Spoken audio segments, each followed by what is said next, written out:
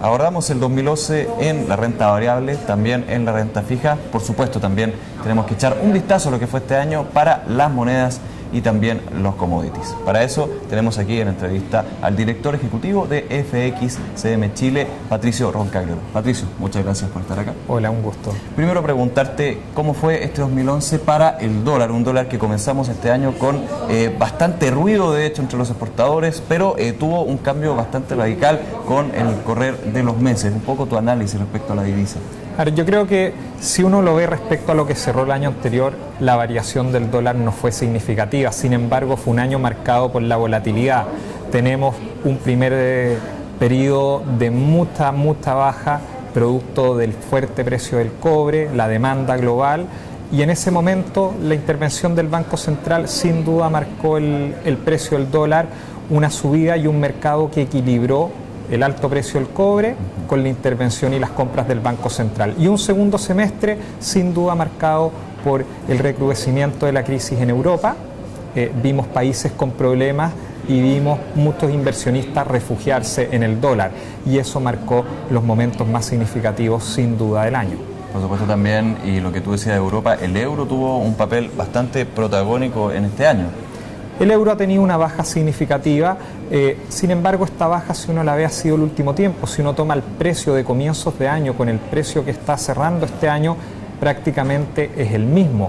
Por lo tanto, el comportamiento es similar a lo que vimos en Chile. Poca variación respecto al año anterior, sin embargo, mucha volatilidad proveniente principalmente de las noticias que conocíamos de Europa y que daban cuenta un mes que la crisis se podía solucionar y al mes siguiente que había un recrudecimiento de la crisis. Tomemos estas dos divisas y en base a lo que hemos visto este año, ¿qué podríamos proyectar para el próximo año solamente en el euro y en el dólar?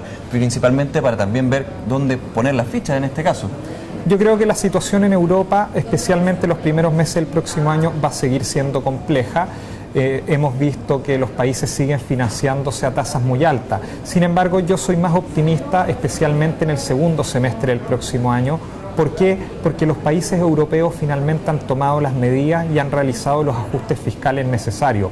Lo llevan haciendo desde el año pasado y este año han endurecido esos ajustes.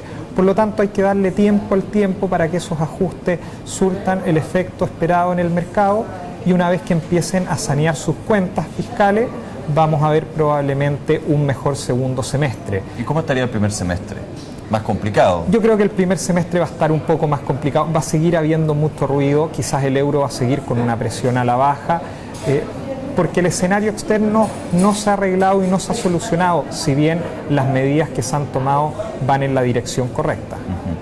También me gustaría conversar con lo que respecta al cobre. El cobre ha sido, y por supuesto lo que nos atañe mucho el mercado chileno, ha sido un protagonista del año, pero por sobre todo por la situación de China, señales de una desaceleración en su crecimiento, señales de baja en la producción industrial, por supuesto han tenido un efecto en el cobre. ¿Cuál es el 2011 del metal rojo?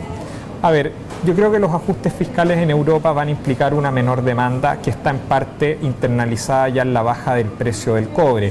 China, luego de hacer innumerables ajustes en su política monetaria para frenar la inflación, lo ha logrado con éxito y probablemente vamos a ver un relajamiento de la política monetaria para los próximos meses y para este año, más que nuevamente un endurecimiento. Y desde ese punto de vista creo que las bajas que pueda tener el precio del cobre son más bien limitadas.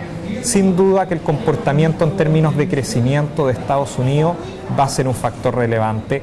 Hay periodo eleccionario, lo cual siempre le pone algo de presión adicional al gasto, pero no hay que olvidarse que Estados Unidos tiene números fiscales muy malos y previo a la elección probablemente veamos también un endurecimiento respecto a las medidas que deba tomar Estados Unidos, especialmente que deba tomar anunciadas por la oposición en este instante.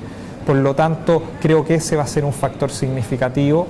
No creemos que hayan bajas relevantes me refiero quizás más de un 15% de lo que ya está actualmente el precio del cobre.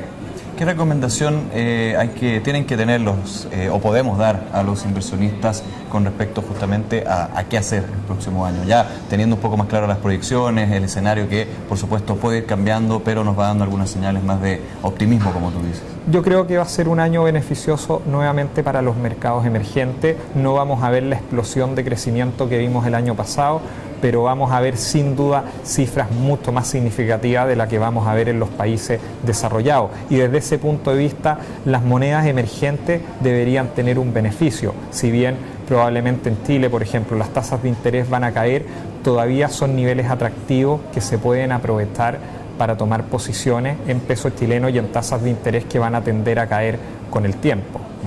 Por último, Patricio, tus predicciones sobre el dólar. ¿Cómo podríamos estar viendo el dólar en los próximos meses, ya en el mediano plazo? A ver, yo creo que en el mediano y largo plazo para el próximo año el dólar debería tender a caer. Creo que los problemas de Europa se han ido solucionando en forma razonable. La incertidumbre creo que va a dar paso a una incertidumbre en lo que se refiere a Estados Unidos.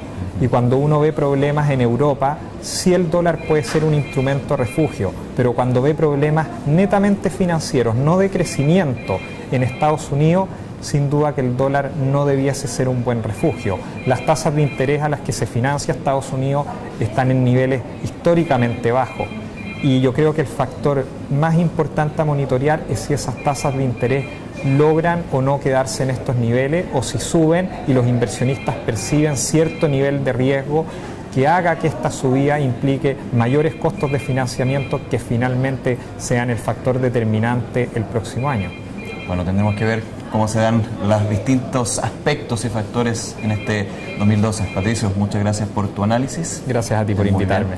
Y ustedes nos vemos en una nueva entrevista de DFTV.